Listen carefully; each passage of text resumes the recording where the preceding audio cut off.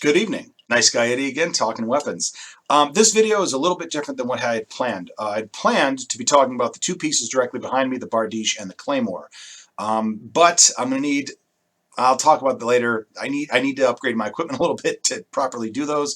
So tonight, I want to show you the only piece in my collection that has actually seen combat, has actually been used in a battle. I'm not talking tournament either, I mean an actual fight.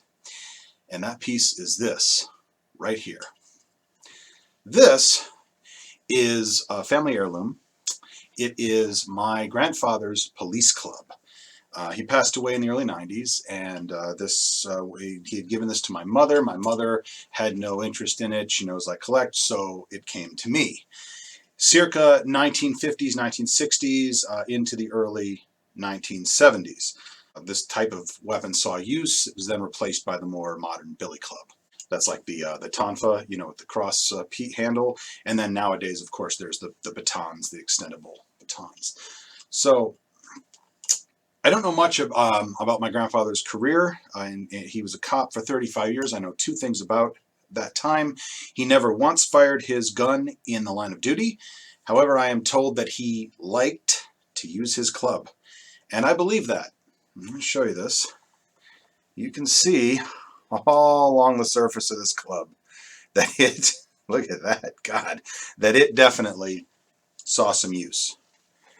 In terms of other condition, aside from the wear and tear that's obviously been cleaned and refinished, there was a leather strap down here that has long since this was non-existent when it came to me. And then the hole through the middle, there used to be like a leather string that hung down. It was probably original.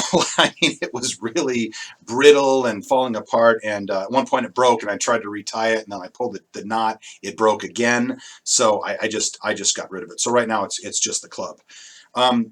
So now this video, after this video, as I go through all of these roughly in chronological order in terms of when I acquired them, we're going to start seeing more and more functional weapons. Those weapons will be more like reviews, and I want to talk a little bit more about the physics behind what makes some of these weapons effective. And there's going to be less and less sort of personal stories and about wall hangers. There are a couple. These two, the Tizona and Colada del Cid, and then the two directly behind me, the Bardiche and the Claymore. But after that, there's not really a lot in terms of wall hangers. They're going to get more functional reviews, less personal stories. And I want to start that segment essentially with this, because although this has been used in combat, and I mean, I certainly wouldn't want to catch this to the back of my head, it would probably be my last choice of weapon if I were facing a larger opponent myself. I've got more choices, but this weighs 0.6 pounds. It is just over half a pound. It is precisely 12 inches long. Yes, that's what 12 inches looks like. And its balance point is almost dead center. It's basically effectively dead center. And so in my hand, I don't get a lot of oomph. There's not really much weight to it. There's not a lot of leverage because the balance point is basically here. So the center of mass is right about here. And I don't have the benefit of any great range. I mean, it's not even quite as long, just to give you some sense of scale. When I hold it out here, I mean, you can see that's my hand. There's not a whole lot to it. Would I like to get whopped upside the back of the head with it? No, of course not. That you could definitely, give some non-lethal beatdowns with it, I suppose. But in terms of would it be my first choice? No, not really. I mean, you're going to get a little bit of an advantage. Of course, it's a hard object, and you're going to get, a little bit of an advantage over a punch. And of course, it will completely spare your hand any damage, so you can really give it a full swing.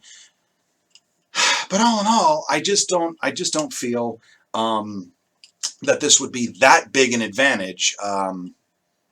Compared to some of the other things on. Again, would I rather have it than nothing? Yes, I would. And in fact, the last time that I went to a protest, actually not the last time, years ago, this was the second to last time because I kind of took a break for doing that for a while. But I did go to a protest. I was wearing cargo shorts because, white guy. And and I actually had this in the pocket of the cargo shorts. Technically, that would make it a concealed weapon. That was illegal. And for what I was looking back, it was kind of stupid to take that kind of a risk. I thought if this goes bad, I'd like to have something other than my in my hand. So I hid this away in my shorts and my shorts pockets.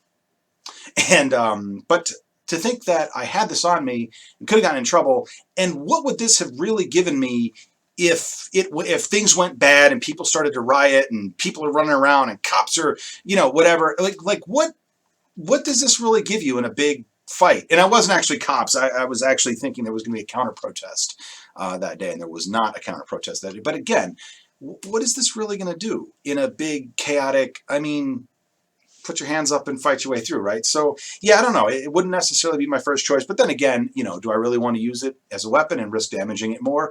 No, not really. It's a sentimental piece. But anyway, Police Club, circa 1950s, 1960s, and that belonged to my grandfather.